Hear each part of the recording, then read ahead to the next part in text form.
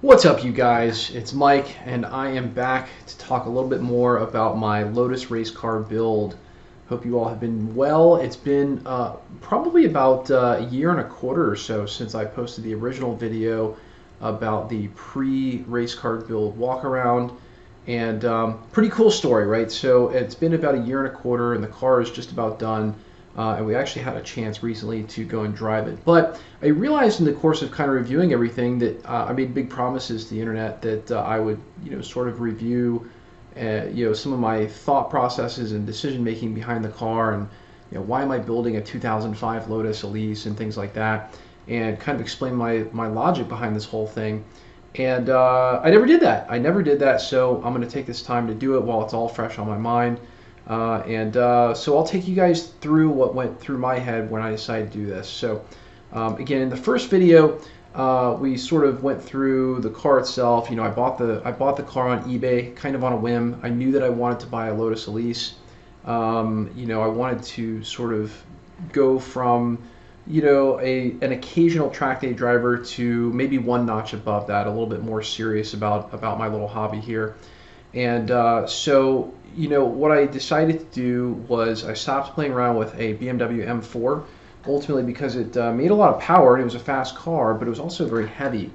And I really wanted to actually slow down a little bit and focus on the fundamentals of driving. And so I decided to get into a Lotus that had fairly stock power, and this car in front of you just has sort of stock intake and exhaust, nothing more. About 190 horsepower, really, really fun. And the goal was to buy the car, spend a year or so driving it, trying to get down to consistent lap times, learning some best practices, and really understanding how the car handled and race car dynamics and all that kind of fun stuff.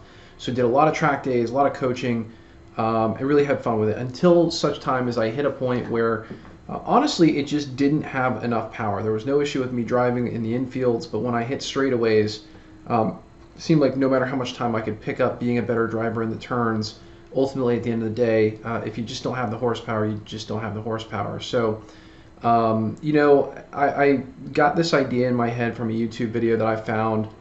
I found a baby blue Lotus Exige that had a Roots supercharger on it and a full sequential transmission. I really fell in love with the whole thing, and I said, you know what, this is what I want to build. So cool thing about this project is it's actually just nothing more than my imagination running wild with a YouTube video, probably like your imagination is going to run wild on this one. So ultimately, after that time, and I'll tell you, there was a definitive picture, and I'll show it a little bit later in this. I was racing at Sebring. I really had a great weekend there. And, I even passed some really, really fast cars with 3 times the horsepower that I had, but I really was struggling on the straights, and I wasn't happy about that. I'm a pretty competitive person. I really don't like to lose, and I definitely don't like to lose because the things are out of my control. If it's in my control, that's one thing, but if it's out of my control, that's not so cool. So what do, right? I do what anybody does when they want to build a project. I looked around for a while to see if there was someone locally who could build a car, but ultimately there was no one that I really found that was suitable to build a car. So the next thing I did was, of course, I went to the forums, right? That's what people on the internet do. They go to Lotus forums, and I put this post up on February 27th, and it was a post basically saying, hey, look, I'm looking for a shop that can do a full case swap and a sequential and a supercharged thing, and I described what I wanted at the time, which was a K24 motor, and basically I just sort of said, hey, look, I really, I want to make over 400 horsepower in the car because I don't really want to, at this point, I feel much more comfortable with my driving abilities, and I don't want to have horsepower be a factor. We got the weight down, because it's the Lotus. And on that forum post, again, you guys, it's all public record. You can go check it out. But there were a couple of different recommendations, and I spoke with a couple of the builders, but there was one guy in particular that it was sort of unanimous that everybody was recommending, a gentleman named Kevin Fennell out of Texas. He runs a company called FastX. And, basically I spoke with him. He was highly responsive, and so I wound up engaging with him to build the car. And so, the next thing I know, we're spending quite a bit of time sort of going through primarily what my goals were with the car. And I thought that was kind of a cool thing because, ultimately at the end of the day, what really matters is what is it that you want out of a project that you're going to build, especially when you're going to put some good money into. And the neat thing about Kevin was, number one, he's got some pretty amazing lap times and time trials in a highly similar car. He runs a K24 Lotus. It's a full-built race car, and I believe he holds several time trial lap records. So here's a guy that can actually walk the walk, and turned out he built it all himself and had a shop that specialized in this kind of stuff. So again, shout out to Kevin over at FastX. I think he's done an amazing job on the project, and I'll get more into that a little bit later. But some people said I was crazy. I talked to several other people on the forums, and they said, I really want the car done locally. I'll tell you, I happen to own a business that does work globally. And most of our clients, especially our larger ones, are flying us around to do work for them. So for me, I think the level of concern about sending the car off to be worked on was very minimal. As a matter of fact, I'll tell you what was really more important to me was that there be some public accountability, and that there were other people who could vouch for whoever's skills that I decided to have work on it.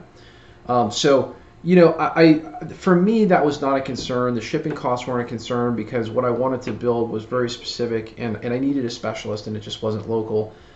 So off the car went, and here's the car kind of arriving here in Texas. There's actually Kevin, as a matter of fact. And basically, so the car shows up in Texas, and the build commences. A couple cool pictures. This is actually the car when it was still, in the condition that I was racing it in. So I did do quite a few track rounds in it, and that's me racing at the Firm, Florida International Rally and Motorsport Park over in Stark, Florida. Cool little picture with another Lotus because, hey, who's not into more Lotuses, right? And this is the car as it sits in my garage. There was a couple of comments on one of my videos about the fact that there was a Ferrari flag hanging over a Lotus. And I make the joke that, I've got a Ferrari red Lotus, so why not? But there's actually a Ferrari on the other side of the garage, and I think there's a picture of it somewhere in here. As a matter of fact, there it is. So there's the family we're at a car show, and there's the Ferrari FF that the wife drives. So, and then of course the obligatory kiddo picture, because who doesn't love washing a really small kid-sized car, but kid-sized kids. So again, fun little pic. There's me and the family. And hey, you know what? Racing is a family affair. As a matter of fact, actually, that little guy there on the left, his name is Jacob, and he actually races karts now. And as subsequently, so do I. So a little bit of fun there. A couple more pictures. Now this one I'm pretty proud of. So hey, what the heck, right? We're talking about cars. This is me at Sebring, that fateful day that I decided to do the build. So there is me, and in fact, it took me 3 laps to catch a Ferrari 458, and then of course this Mazda Miata and S2000, a bunch of other cars. I did get point buys on every single one of those. Thank you very much. So Kevin, who just had his first drive with me and probably thinks that I'm the worst driver in the world, I do actually pass people when the car shifts right. Just playing. But in all seriousness, it was one of those situations where I really had to work hard, and it was the car limiting me, and that's at least what I felt at the time. Maybe there were people who were faster than I am and could deal with the straights, but in my case, I had an instructor with me on that round, and I did really good. But there are just some things that horsepower can't undercome or overcome. So again, pretty cool moment there in Sebring pre-build. And another part of this was realizing that if you're going to build a race car and you're going to go all the way, the ultimate reality is you're going to have a way to get it around. So I wound up buying a Futura lowering trailer. So I've had people ask about the trailer, and I think that if I was going to do it again, I would definitely get a Futura lowering trailer. I actually now use this for the go-karts that my son and I race, and it will eventually be used for the car when it comes home, but more on that in a little bit. So this is the car actually sitting in Kevin's shop. So if you've never seen the FastX shop, it's honestly super impressive. There's a million different Lotuses and race cars that are sort of in and out of there, and so here's my car. I think this was a later picture, but ultimately at the end of the day, this is kind of where the car has been hanging out and living. So if you've never been there, it's a pretty cool place over in San Marco, Texas. I'm sure it's by appointment only, but anyway, I think it's a cool shop to go see. I think another thing, and this is another sort of, this picture kind of represents a larger conversation. So this is a really cool aim steering wheel where all the digital stuff is on the dash, rev counters, basically like you would see in a real race car. And hey, that's what we built, right? But I'll tell you that as sort of like your normal everyday guy, racing is not my day job. And for me, one of the really critical things that I think just made working with Kevin such a win was that he knew the things that I didn't. And, I'm a business guy. I'll just kind of, explain that to you guys. I'm an entrepreneur, I'm a business guy. And, I look for people to work with who know what the heck they're doing out of experience and wisdom.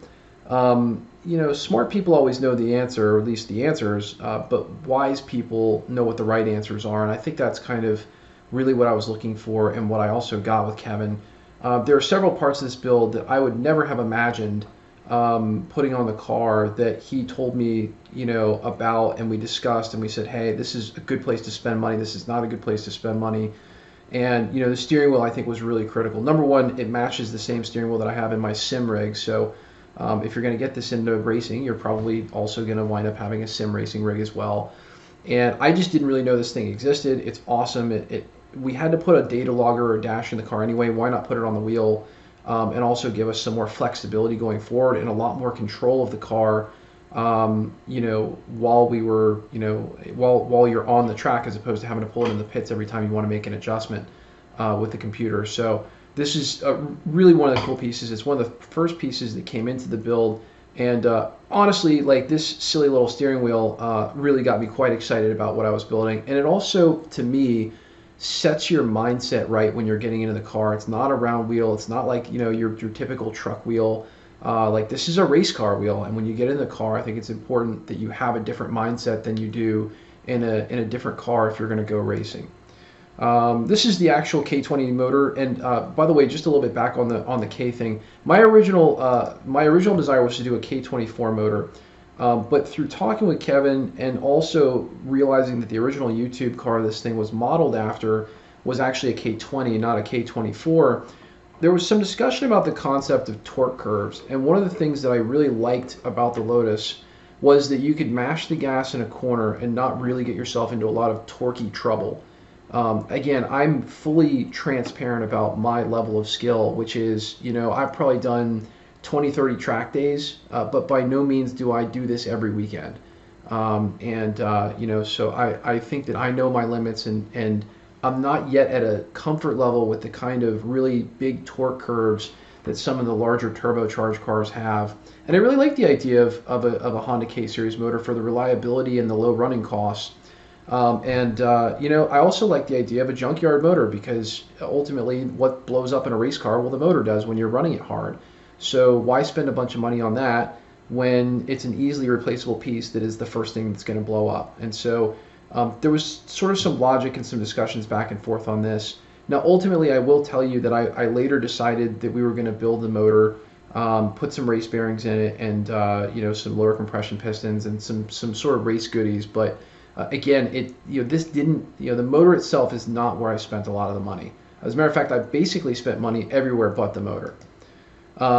Cool. Kevin hooked it up with some suspension pieces again. He runs across some pretty amazing deals from time to time. I won't really go into a whole lot of detail, but ultimately what we wound up with is a full race suspension. It's all adjustable, and it's real deal race car bits.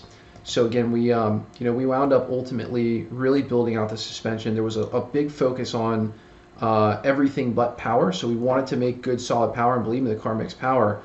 But we also wanted a well-rounded car that was going to be safe for me and was going to be something that, again, I could continue growing with and growing my talents with. So this is the actual suspension on the car, and then we later actually also put in some much bigger brakes from a different series Lotus. Cool. So again, a couple pictures of the suspension. I think that's sort of a neat thing that we did as well. This is kind of to me, the jewel of the build. This is a sequential shifter. Obviously, it's just a shift mechanism. It's not the whole transmission, but again, we were pretty excited when that piece came in as well. And again, why do a sequential shifter? I have like 3 different cars that have paddle shift. The Lotus was a stick shift, and you know what? One of my pet peeves is struggling to get the transmission into gear, particularly in hairpins. I think I'm pretty decent with a manual transmission. I'm sure there are people much better than me, but I think another aspect of this is, to up my game, I really just fell in love with the, Ken Block style, rally-inspired, transmission stuff, Gymkhana, all that stuff. But also, again, knowing that I'm sort of a Ferrari guy and really a big fan of Ferrari race cars, there were several Ferrari race cars that had that sort of lever action sequential. I also think it just makes it more fun. You know, I'm still out there trying to have fun. I'm not trying to set the world's fastest lap records, at least not yet.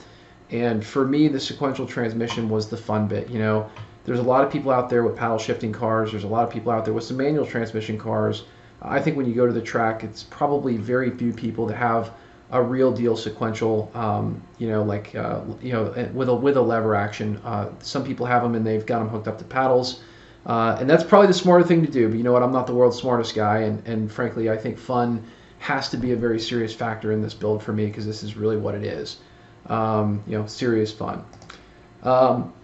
Again, like I said, you know, went with a junkyard motor, got it cleaned up. We did wind up upgrading a lot of things on the motor, and you know, just making it so that it would be a good, solid endurance motor, something that, you know, I felt was going to, you know, again, it's you either spend the money now or you spend the money later. That's how racing works, and that's how cars work.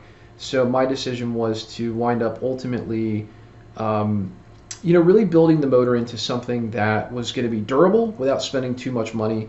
And again, the whole idea here is, you know, to make a motor that's going to be able to handle the boost that we were going to make with the supercharger without going too crazy on it. This is another real goodie. Again, this was a recommendation by Kevin, was to go with a Motec ECU. We actually had some serious supply chain issues on this, and you know, it was a challenge. It was a real challenge, but ultimately, these are sort of some decisions that as a person not understanding the nature of building a real race car, or building a project on this level, you don't understand why you do some things, which is really why I think, you know, FastX and just generally, you know, Kevin and his team's skill set come into play. Never would have known to use a Motec ECU. I always thought that was big, expensive race car stuff, and it kind of is, but it's really, like, it is affordable. It's not so outlandish to go with one of these things that, you know, you're just giving away the farm.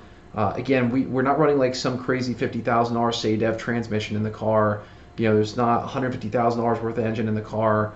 But the Motec gave us ultimate flexibility, and it gave us growth room. And I think that was probably the ultimate no-brainer for me, was something I could grow with, and yet something that I wouldn't be held back by. And to me, that was this. I think another thing that I opted for that was a really, really good decision that I didn't understand at the time was I had Kevin build me the wiring harness. So we didn't use anything prefabricated. In building the car, we wanted to just make sure it was reliable. And reliable to me was go throw the old wiring harness in the garbage. I don't want to deal with 2005 electronics. We're putting new ECUs in here. You know, we're putting all the right stuff in here. And again, this is another factor that I think Kevin really sets himself apart with, which is the guy knows motorsports wiring. He knows how to build all of this stuff. And again, I'm even more enthused after my first drive in the car because everything was flawless as far as the electrics. And you know, these are big changes to a car. So it was a place where, again, his recommendation was don't stop short here. Again, more wiring harness. And this is probably maybe the first picture of the whole engine, transmission, and supercharger being in the car. It's a really super cool picture to me as I was watching the build come together. And you know, I just think it's really cool. You know, to me, I think having the big supercharger in there, the big intercooler, and just everything going on there. And hey, it's a Honda motor in the back of a Lotus. How cool is that? And then of course, you know, the big transmission here, you know, being fully sequential, it's just, to me, the coolest thing ever. This is a picture of the interior as it really started coming along in. We did a tilt and pedal setup. The reason that we did that is because, number one, I could closely match the tilt and pedals to my sim rig.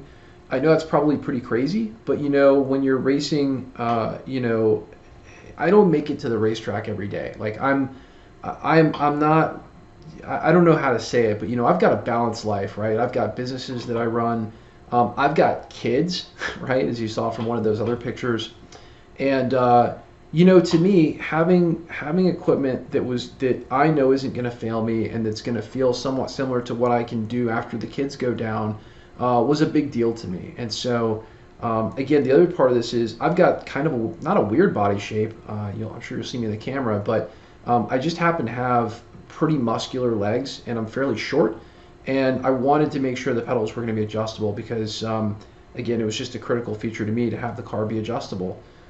So again, that pedal setup just, I mean, it was everything. So, and I'm also happy to report after having driven the car, it's very comfortable.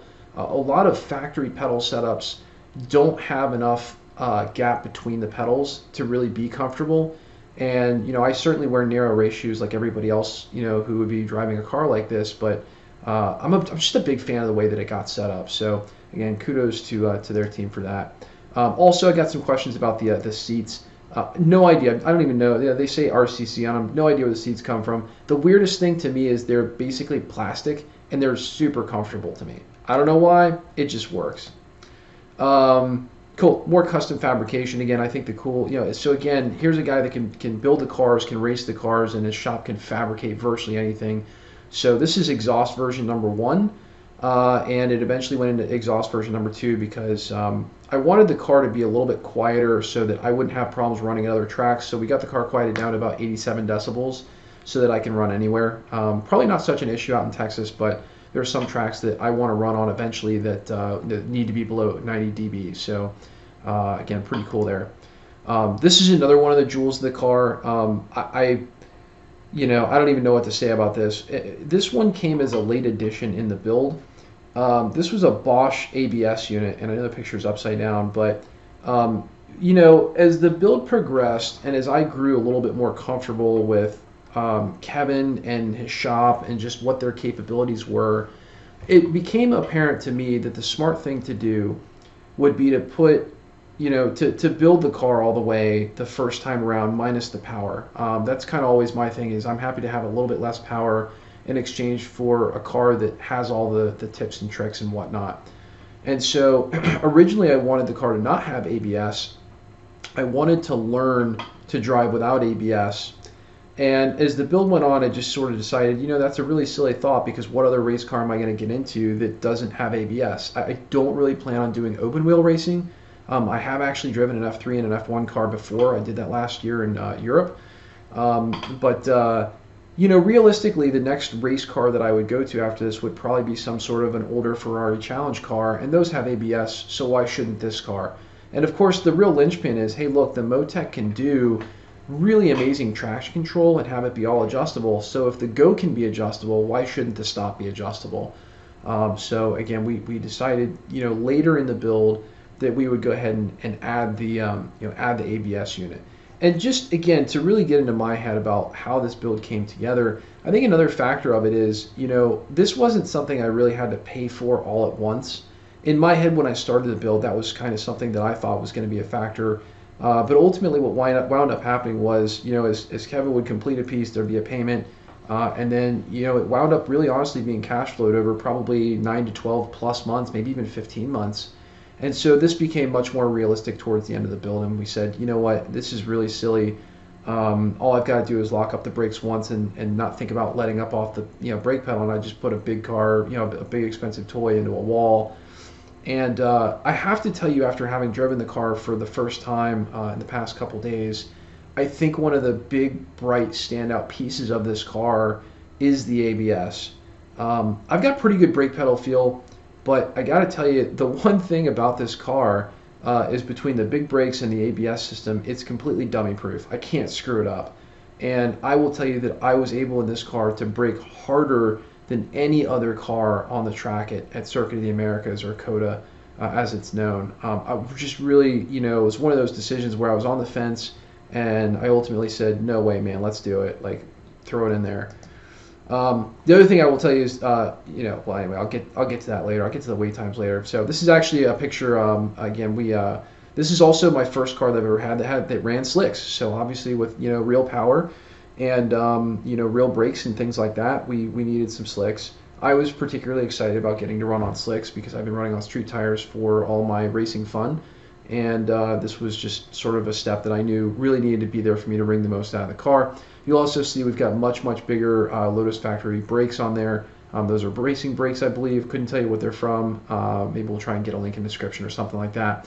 But ultimately, again, we wound up doing a very balanced set of upgrades all around the car. So there's the fronts. And as a matter of fact, actually, I think that's Kevin in the back. Let's see if we can get some audio. No? Oh, hang on. Let's try it again. Here we go.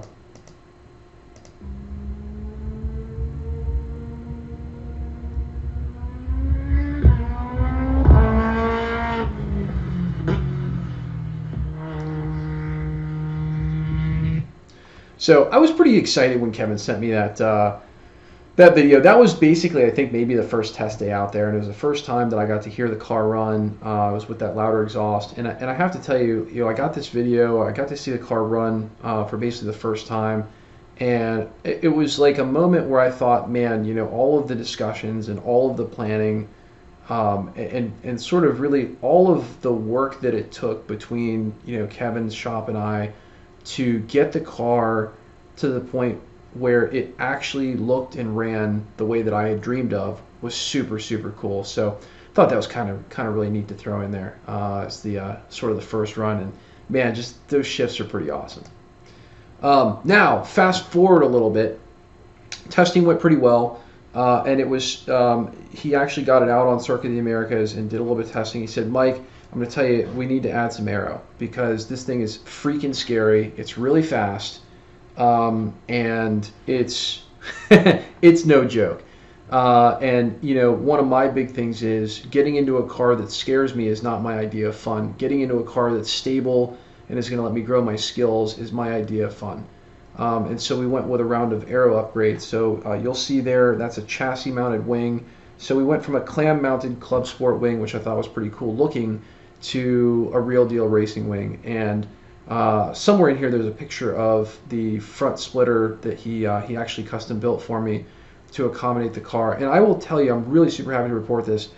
I think I was doing well over 150 miles an hour down the coast straight. I think the car with Kevin driving it will do probably around 160.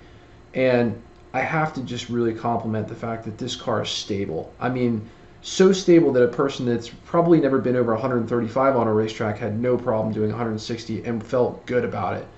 I thought that was just really super exciting. And I mean, what's not to love about a big giant wing? If you're going to go race car, you got to go all the way.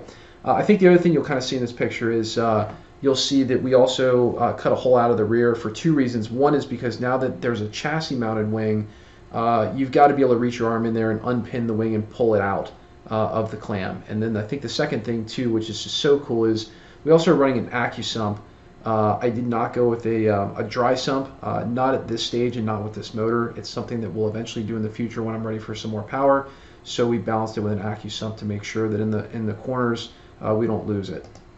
So here's a picture of the car actually running on Circuit of the Americas. This is the first time before the aero. So we'll call it time lapse, right? Time lapse in reverse. So again, this is the car going down the track. Looks awesome. And then again, another picture of it sitting out there in the paddock. Thought that was pretty cool. And yeah, here's a picture of the front splitter. So this is actually so how this all worked is he built the car, he tested it to within reason. And then the reality is the car's got to be fit to me, right? So I've got different things I'm looking for in the car than I think Kevin or any of his techs would. And from there, basically, what happens, right? I fly out to Texas, and the coolest thing about where FastX is located is there's numerous racetracks within a very short period of time, at least compared to what I'm used to here in Florida. But namely, of course, there's Circuit of the Americas. So there's also some other cool local tracks as well. But this is us getting ready to untrailer the car, and me sort of seeing it in person for the first time after a year. Looks super, super aggressive. And just really what an experience.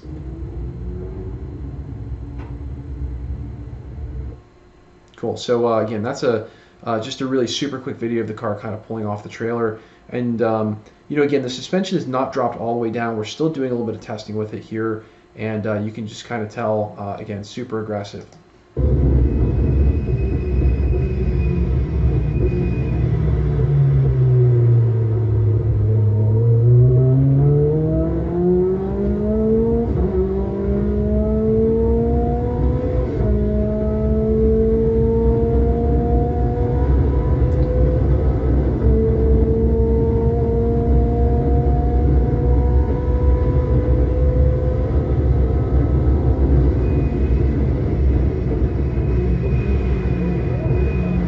just gonna pause right there. I don't know if you can tell how aggressive that braking is, but it's you know, it's about enough to leave your teeth about 10 feet behind you. It's really it's very confidence inspiring, and I think that's another thing that I'm just really super glad that I wound up building a Lotus. And I think that might be one of my chief messages here is, you know, I get that Porsche is probably the cool thing to do, or is sort of like the easy button when it comes to, you know, a full track day car.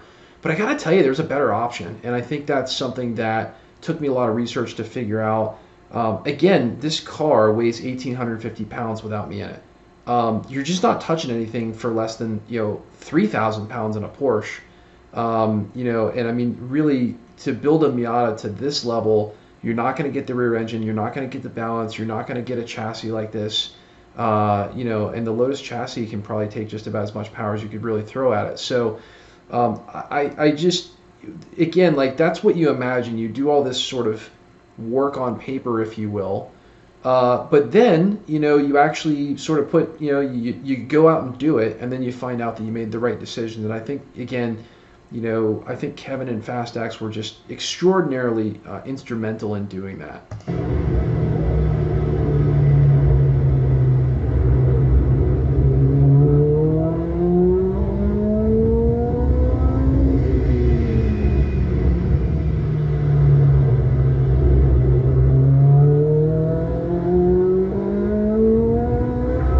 Oh, and for the record, my Lotus has VTEC. I just think that's awesome because I'm a dork, and that's what I grew up with when I was a kid.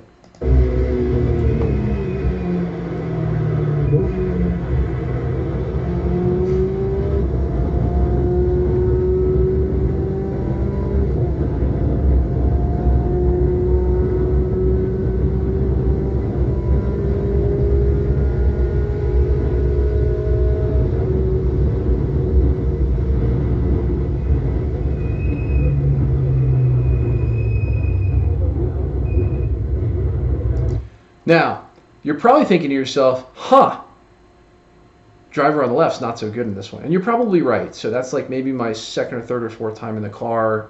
Definitely my first time probably down one of the big straights there at Coda. And I'll tell you, it's super intimidating. What's probably more intimidating is the K20 motor revs so high, and it just kind of feels like you have really endless power in the supercharger. It just keeps pushing. So what winds up happening is you're short shifting because you think that you're done, and the reality is you're actually nowhere near done. I actually don't even think I was lighting up the rev limiters on the steering wheel on that. But nonetheless, it's sort of a good apples to apples of someone who knows what the heck they're doing, like Kevin, and then me on my third or fourth try in the car again. A lot of this is a combination of just getting comfortable with the car. / insert excuse here, right?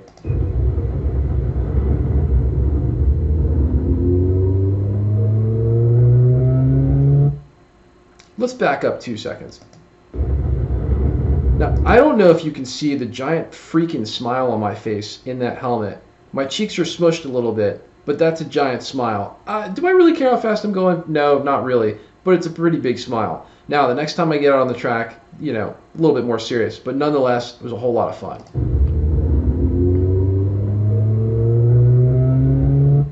Cool. This is actually me on my way home, and I couldn't help myself but take a picture of that. But what I really had to take a picture of is just for the fun of it, because look, if you're a Lotus person, you're a Lotus person.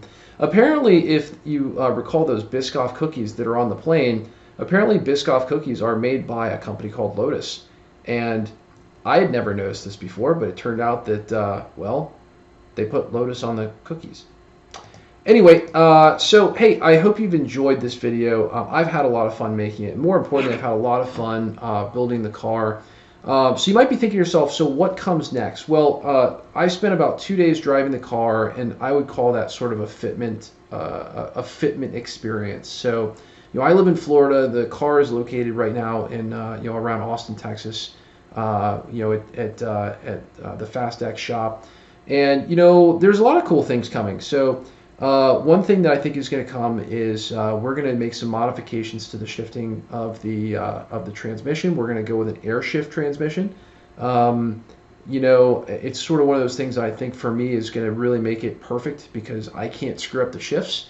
and because I want it to shift even faster, and I think that this will get me where I want to go with that, and just generally add some reliability and some durability to it. And I think there's a couple other things that I'm adding in there that will help me out with just some ease of use. That maybe I'll hold back for now and sort of tell you about on a future video.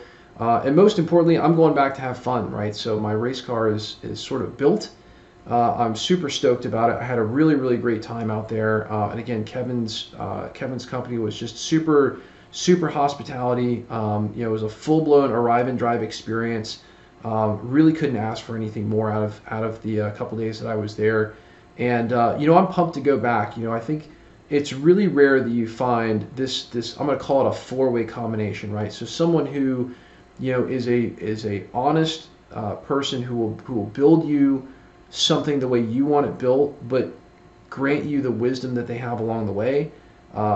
Do it in a timely manner. So I'll tell you, it seems like the build took forever, but I think anybody building a car thinks it's going to take forever, or it seems like it'll take forever. There was an interesting thing that happened during my build.